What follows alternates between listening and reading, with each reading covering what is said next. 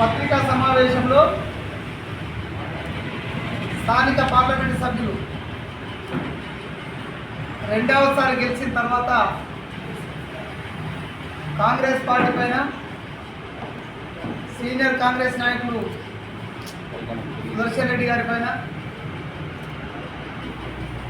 తప్పుడు ఆరోపణలు, అహంకారపూరితమైన వ్యాఖ్యలు చేయడం జరిగింది. ఆ వ్యాఖ్యలకు సంబంధించి మీకు వివరణ ఇస్తూ గడిచిన 2 నెలలుగా ఎన్నికల కార్యక్రమంలో ఆయన మొదటి ఆరోపణ కాంగ్రెస్ పార్టీ పైన మతంతో ఓట్లు అడిగిందంటాను. నేను అడుగుతున్న ఈ సందర్భంగా అరవింద్ను, ఏ కుక్క ఈ ఎన్నికల మొత్తంలో మతం పెరిగిన ఓట్లు అడిగిందో ఫస్ట్ గుర్తుంచుకోవాలి. కాంగ్రెస్ పార్టీ అడిగిందా? పిచ్చి కుక్క మురిగినట్టు నువ్వు మురిగిన మతం పెరిగిందంటే నువ్వు గుర్తుంచుకోవాలి ఫస్ట్.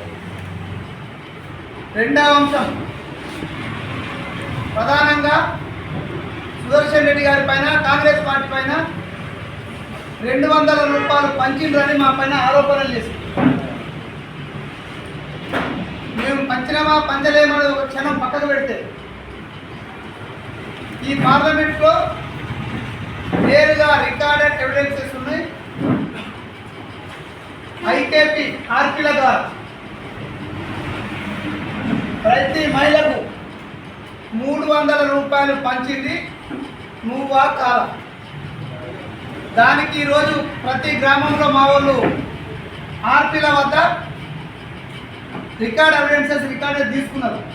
దాన్ని మేము త్వరలోనే ఎన్నికల కమిషన్కు అందజేస్తామని సందర్భంగా తెలియజేస్తున్నాం. ఎందుకంటే ప్రభుత్వ ఉద్యోగుల ద్వారానే పైసలు మహిళలకు పంచినటువంటి వ్యక్తి అరవింద్. ఒక దొంగతనం చేసి మళ్ళీ ఎదుటిని దొంగ అని చెప్పడం ఎంతైతే ఉంటుందో అరవింద్ చెప్పే మాటలు కూడా అంతే. ఆయన అహంకారం ఎట్టొచ్చిందంటే నేను గతంలో చెప్పిన ఎన్నికలకు ముందు ఆల్రెడీ కుక్కకు పిచ్చి లేసింది, ఓడిపోతే పిచ్చి హాస్పిటల్కి పంపించాలనుకున్నాం. కానీ జనము మళ్ళీ ఆ కుక్కను ప్రజాబాధలో వదిలిపెట్టి ఇట్లా కరవడానికి అవకాశాలు ఇస్తుంది. ఖచ్చితంగా అరవింద్ అనేటోడు అభివృద్ధి పైన, మతం పైన, డబ్బులు వంచిన దానిపైన దమ్ము ధైర్యం ఉంటే మా కాంగ్రెస్ పార్టీలో ఉన్న ముఖ్య నాయకులందరం ఏ రోజు అంటే ఆ రోజు చర్చకు రావడానికి మేము సిద్ధంగా ఉన్నాం. ప్రెస్ మీట్లలో కుక్కలాగా మురగడం కాదు, వాస్తవాలు మాట్లాడడానికి వేదిక నిర్వహించమని అడుగుతున్నాను నేను ఈరోజు. ఈ మతం గురించి కానీ, డబ్బులు పంపకం విషయంలో కానీ, అదేవిధంగా డెవలప్మెంట్ విషయంలో కానీ 5 సంవత్సరాలు ఎంపీగా ఉండి ఈరోజు నాకు ఒక ఫోన్ చేసేయాలో అభివృద్ధి కార్యక్రమాలకు మంజూరు చేపిస్తుంటున్నాను. నేను అడుగుతున్న 5 సంవత్సరాలు ఏం వీకినావు నువ్వు అని. ఆరుమూరు పోతే మొండాలు కనిపిస్తున్నాయి, ఒక రైల్వే బ్రిడ్జ్ మామిడిపల్లి దగ్గర, ఇటు మాధవనగర్ దగ్గర. ఈ జిల్లాలో చాలా రైల్వే ట్రాక్ల పైన బ్రిడ్జులు నిర్మించలేని దద్దమ్మవు నువ్వు. ఈ జిల్లాకు వైద్య కళాశాల తీసుకొచ్చినటువంటి వ్యక్తి, ఈ జిల్లాకు అలీసాగర్ లింక్ ద్వారా ఈ జిల్లాను సస్యశ్యామలం చేసినటువంటి వ్యక్తి, ఈ జిల్లాలో నీటిపారుదల శాఖ మంత్రిగా, అదేవిధంగా వైద్య ఆరోగ్య శాఖ మంత్రిగా ఎనలేని కృషి చేసి ఈ జిల్లా అభివృద్ధికి తోడ్పడ్డ వ్యక్తి సుదర్శన్ రెడ్డి గారి పైన పిచ్చిలేసిన మాటలు మాట్లాడినాం. ఆయన 4,000 గెలిచిండా, 40,000 గెలిచిన ప్రజా తీర్పును ఆమోదం తీసుకున్నాడు. ఆ ప్రజల ఆమోదం ద్వారానే ఎమ్మెల్యేగా గెలిచిన విషయాన్ని గుర్తుంచుకోవాలి. ఈరోజు బీఆర్ఎస్ బీజేపీ ఒకటే. ఈరోజు కాంగ్రెస్ పార్టీకి ఓట్లు పడిన మాట విషయం.